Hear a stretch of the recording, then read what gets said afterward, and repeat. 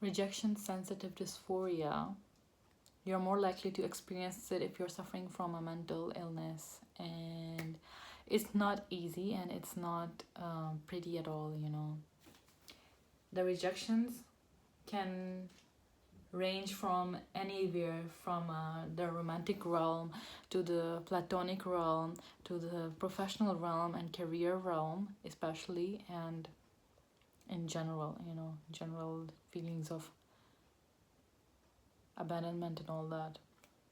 For me, I tend to experience it, and I have experienced it since a long while now because I live with bipolar 1.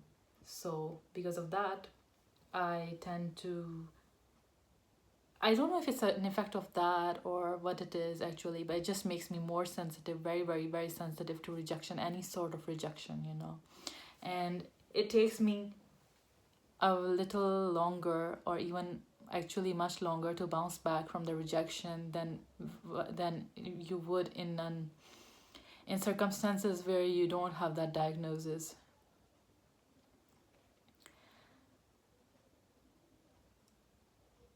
What are my tips to deal with it, you know, as a person who's living with anxiety, depression, as well as bipolar?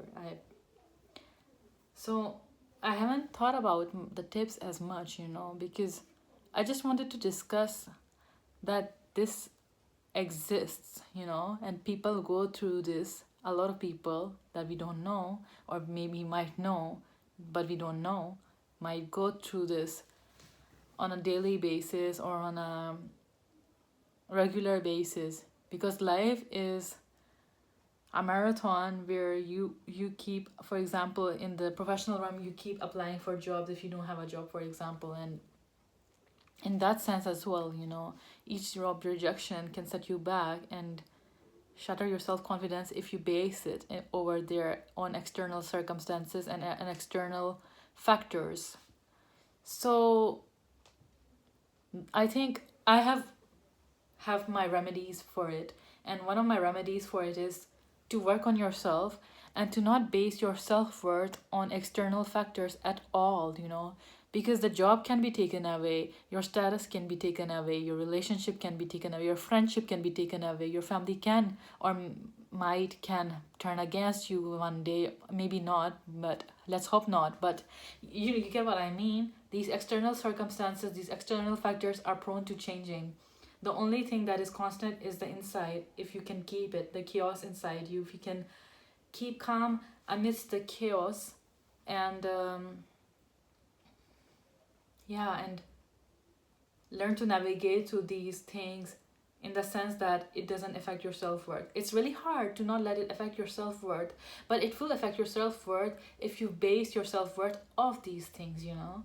So it's really, really important to know that you are worthy because you just are. You breathe, you are here, you exist, you living.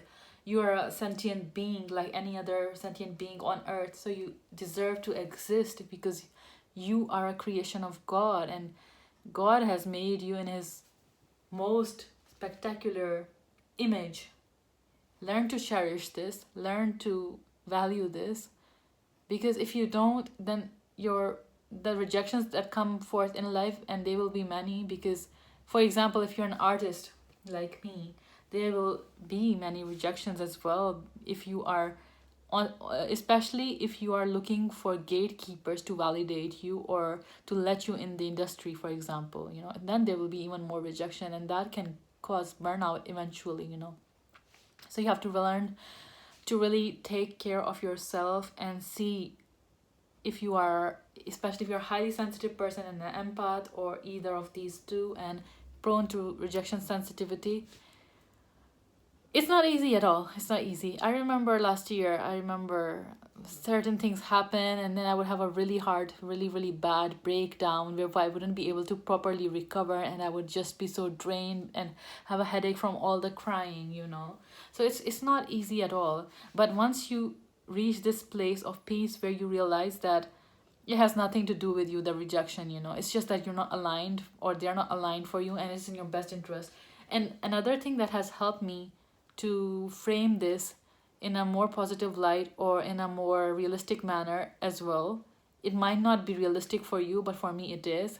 for me, that phrase and that mantra is rejection is redirection, as you might have heard a lot these days, you know.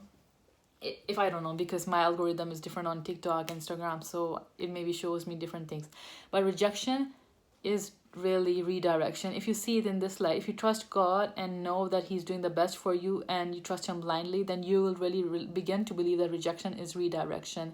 And no matter how much others' negativity might impact you, or the evil eye or anything like that, you know, one thing's for sure: no one at all can take away from you what is totally meant for you. So rest assured that nothing is passing you by, nothing is fleeting by. Anything that was meant for you, you got it. Anything that wasn't meant for you, you just couldn't, you know, you couldn't, because it wasn't meant for you. So there, make your peace with that. And that's how I deal with it. Mostly rejection is redirection. And the first one, like I told you, how to not base your self-worth off external things, external factors, as well as your material things, you know. Your self-worth is not your salary. You're not a number in the bank. You are infinite. You're limitless. Your potential is limitless, and you are not these numbers. You are not the weight on the scale of a weighing machine, for example. You are not that. You're not a number. You're not a bank salary number either. You're just infinite, you know. Just realize that. Don't base your self-worth off these numbers. And just by saying that, when I go to say that you are not the number on the scale for when you weigh yourself, it doesn't mean that I'm saying neglect your health, okay? I'm not saying that. You have to be conscious of your health and take care of yourself, but that's another topic for another day. Let's focus on rejection sensitivity right now. Another thing that helps me with rejection sensitivity is that I keep a record of all the compliments and all the good things that I've done, and all, not the good things, not the kind deeds I mean, but all the compliments I've gotten from other people that remember me. I take a screenshot of that, or maybe like I keep a folder of that, and it helps to see that in the light of, especially when you're going through the rejection, it really helps to see that and reiterate to yourself that you're not just the rejection itself, you know. We can tend to take it really, really personally, the rejection in the beginning, for example, when we are in the beginning of our careers.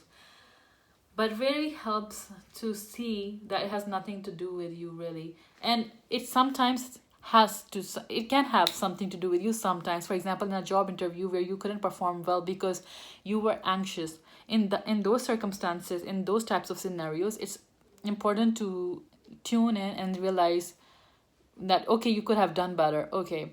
And if you don't know what went wrong in the interview and you feel like you aced it and you don't know, for example, then you can always ask the employer for feedback, and I'm pretty sure they will be willing to give it to you. Not every employer, but a lot of them, you know, these days, yeah.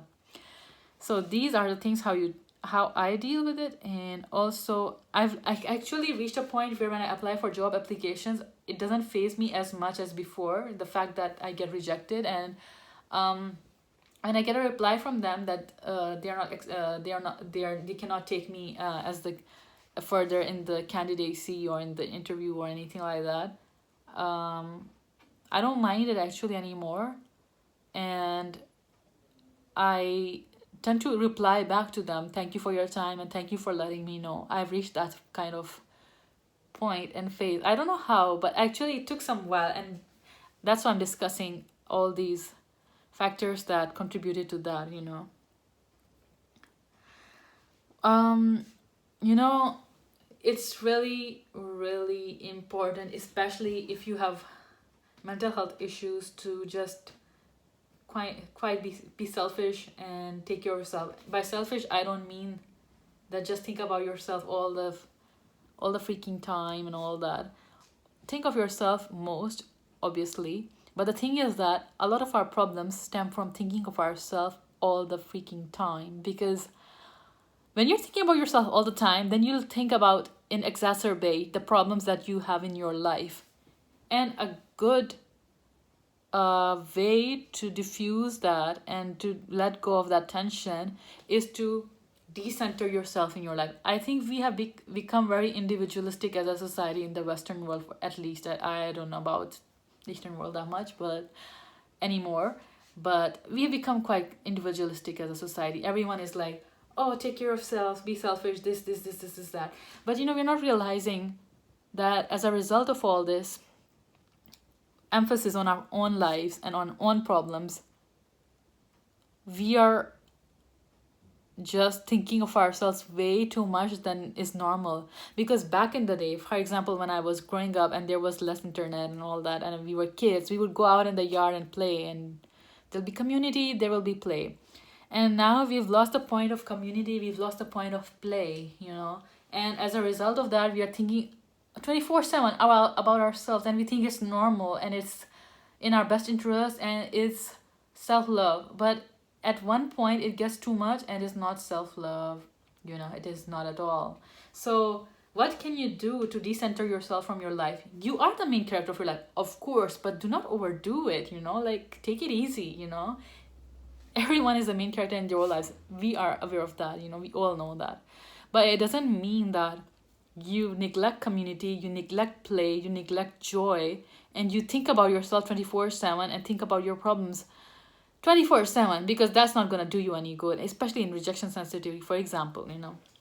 So, and the last tip would be, I think, to tap into community, check in with each other, with your friends, with your family, and especially with your family, and tap into the joy. Do things that bring you joy, and try to volunteer. For example, if you are in a position to volunteer only, obviously, if you have the energy, if you have that time and energy, try to volunteer or try to do good in the community somehow, and tap into the play, and especially not just play with yourself, but play with other kindred spirits is important to transmute the fears we have as a society now, to transmute the hatred and negativity around us. It's really, really important. So yeah, I hope you got something useful from this video. Please don't forget to subscribe if you found this useful, and like if you found this video useful, and I'll see you in my next video.